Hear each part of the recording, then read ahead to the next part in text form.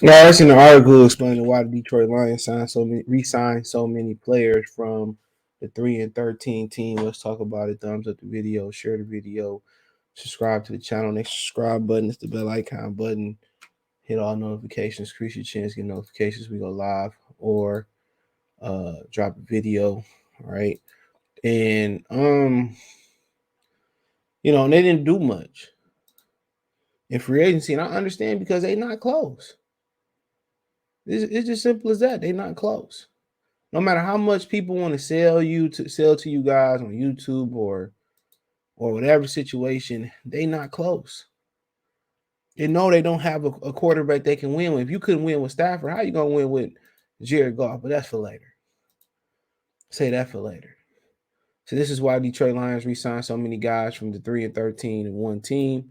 Um, Says Allen Park, Michigan, Detroit Lions general manager described the early portion of the free agency process as a big universe with floating UFAs, unrestricted free agents, restricted free agents looking to find a home. Then a thorough process uh, took shape, spearheaded by Lions players personnel department before it collaborated with the coaching staff and started targeting their favorite teams. And a lot of those happen to be familiar faces.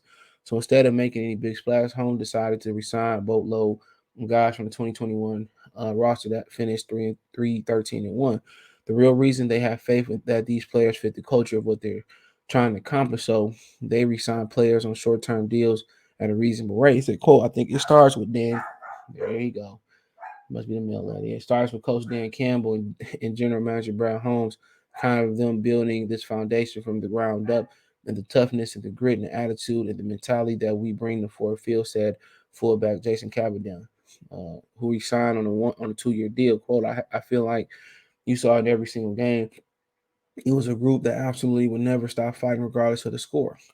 Other players coming back include linebacker Charles Harris and linebackers Charles Harris and Alex Anzoni, plus safety Tracy Walker, receiver Josh Reynolds, Khalif Raymond. The Lions also locked down backup quarterbacks Tim Boyle, David Block on short-term deals as they continue to try to fill some holes at safety receiver and perhaps even a young quarterback. The high-profile addition, former Jacksonville Jaguar receiver DJ Shark, who agreed on the terms on a 1-year prove-it deal.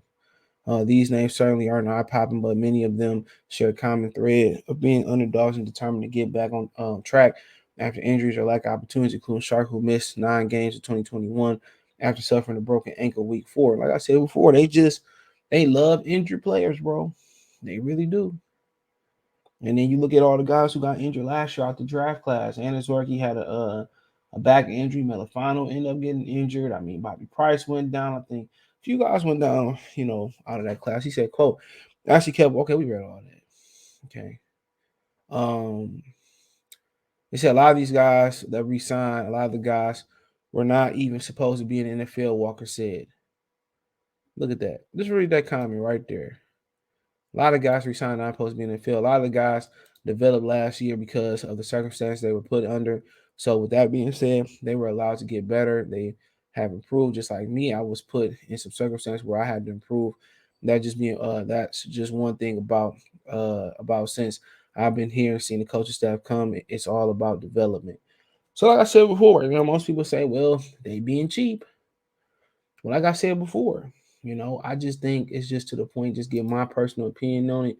I just think it's to the point where they know they're not close. So why come in and spend a boatload of money and try to build it the wrong way? They're not close, and ain't nobody coming to a 3-13 situation. No matter how nobody prominent, and most of the people in Fred that was prominent, they was old. They were old. They were old. It's the honest truth. Most of the people that was out there, Chandler Jones, Von Miller, Julio Jones, not AJ Green. A lot of these dudes was close. Even the guys that wasn't so old. I mean, Allen Robinson and what's the other cat? Allen Robinson, Mike Williams was close to 30. Still, they still was close to 30.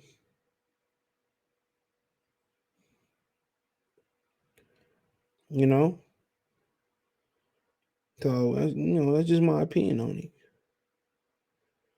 They not close. No matter how much y'all keep selling this every offseason, no, that wasn't an underrated signing.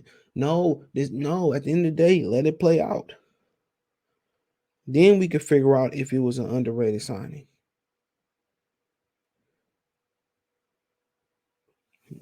Straight up and down like that. But they signed so many players back. Why? Was it just because they just being cheap?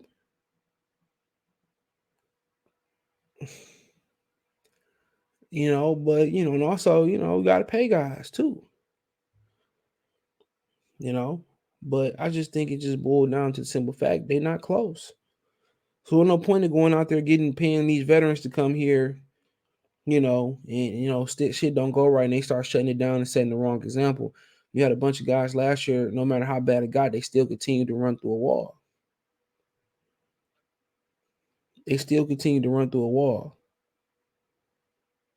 So, like I said before, you just gotta look at that. You gotta look at it. They continue to run through a wall.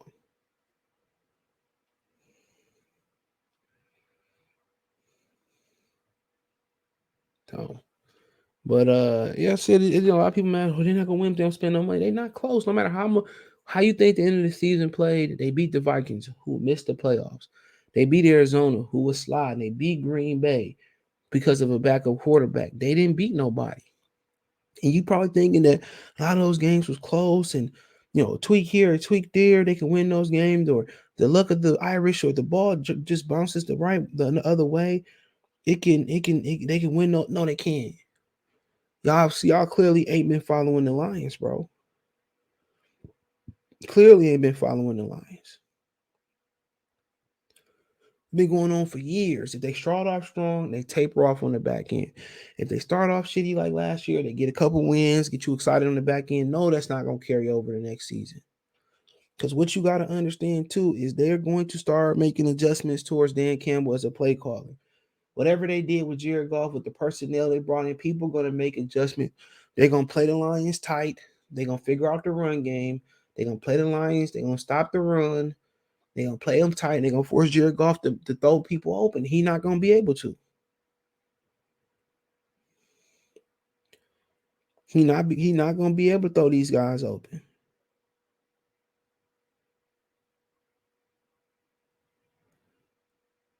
He not. So no matter how much y'all want to believe that it's turning around, I won't believe it. And how much you think this rebuild heading the right direction, it don't start. Like my man's Carlos said on Detroit News or Free Press, it don't start till they get a quarterback. No matter what you think about the Malik Willis, what you think about next year class. Last year, y'all, they told us this was one of the best quarterback classes. They was utter trash. The guy everybody shitted on, Mac Jones, was the better guy.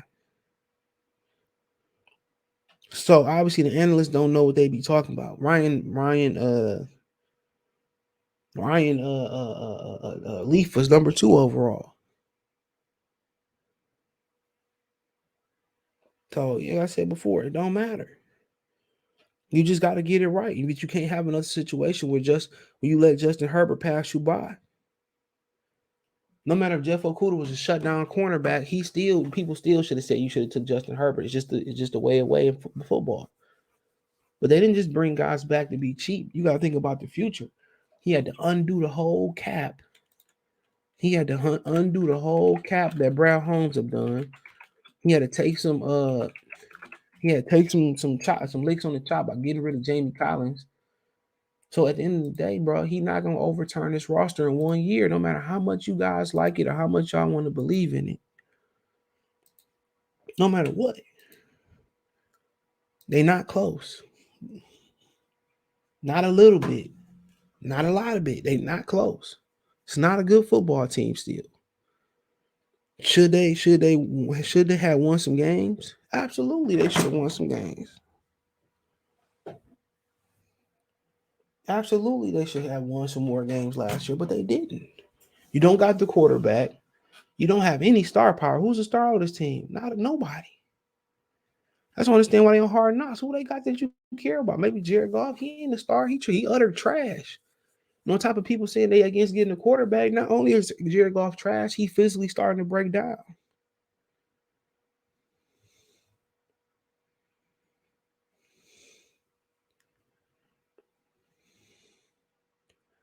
No matter what y'all say, they know they not close. And if you expecting anything major next year, man, I don't see it happening. They gotta have one of the greatest draft classes of all time for that to happen. Probably the greatest. And Brad Holmes know that it's gonna be a slow process. It's not a process in bringing all his guys here to Detroit. That's not the process. His process is finding the right fit. They still got depth issues and they still lack star power at the top. And the star power in free agency was all with old guys. They were old guys. So, like I said before, it made too much sense, and I could bring guys back on team friendly deals that won't mess up the cap. And they're gonna build it through the draft. That's what you gotta understand. They're gonna build this through the draft. Looking at last year, was it the best? Probably not the best, but it's not a sprint. It's a jog. Sewell was great under tight circumstances, under right tackle circumstance left. He was great last year. Levi Ozork, he loved him in the draft, and got it back injury, didn't crack the lineup. Don't understand why. McNeil was pretty good. Melifanu Flash in Green Bay, he seemed to be pretty good. Amon-Ra St. Brown was a stud. Got better and better. Shout out to Randall L. Talking about all the undrafted guys we brought in here too. Parker, guys like that, man. A lot of them dudes were studs. So you just gotta trust the process. He gonna build this the right way and not mess up the cap. And if you look at one of the things he probably learned from being over or looking at the LA Rams, how they able to have all that talent on one roster, how do they manipulate the cap? Just like he did with the DJ Shark contract. It's a 3-year contract. They voided 2 years, got one. He only count 4 against the cap. So there you go. If the Lions gonna win the Super Bowl, it's gonna be closer to how the Patriots did it. Frugal, team-friendly contracts, team-friendly players. They take team-friendly contracts. It's gonna be closer to that than it is the Rams, where they go out there and buy a Super Bowl. When they go out there and make bold moves and manipulate contracts and play the salary cap, which I think Holmes gonna do a lot. Is doing a lot of. It's gonna be closer to New England. If Detroit gonna win the Super Bowl, it's gonna be close to the cheap way. They're going to just do like Jacksonville did. They're going to build it through the draft. You're lucky if they add a Malik Jackson, if they add a Gibson, if they add Calais Campbell. You're lucky if they go that far. If they're going to build it, it's going to be the Blake Bortles. It's going to, hopefully not Blake, but Blake Bortles, Jalen Ramsey. They're going to build a team, Miles Jack, around the guys they drafted. And then they're going to plug in guys like Campbell, Malik Jackson, Gibson into that lineup. And they're going to go play football.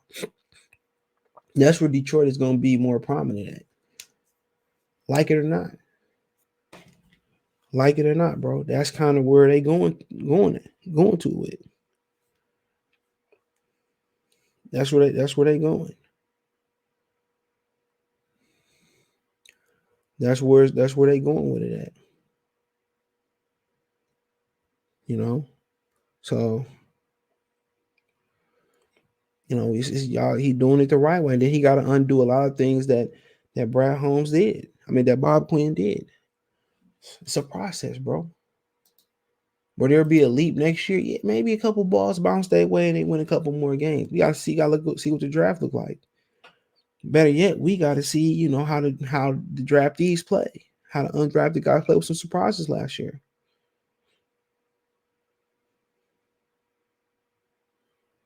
So that's kind of something that you kind of gotta look at.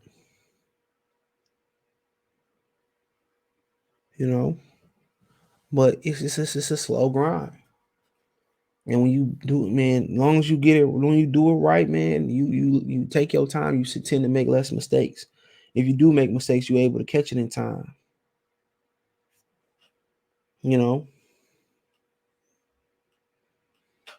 So I said, be patient. So we'll see. Let me know what you girls and guys think. Check out Detroit Lions Talk playlist. Don't forget the video, share the video, subscribe to the channel. That subscribe button is the bell icon button. Hit all notifications, increase your chance of notifications. We go live, drop a video. Want to make a financial donation? Cash App, $ CJ Good 313, Venmo CJ Good 313, PayPal link in the description. Best way to donate. Thumbs up the video, share the video, subscribe to the channel. That subscribe button is the bell icon button. Find me on Twitter, Facebook, Instagram. If you have a business question, inquiry, response, your video request, all that social media links, subscription. Appreciate the love, support. Let me know in the comment section. Peace. Don't forget to check my main channel out right here on YouTube, Goodfella TV, for more sports, music, news, entertainment. It's Goodfella TV right on YouTube.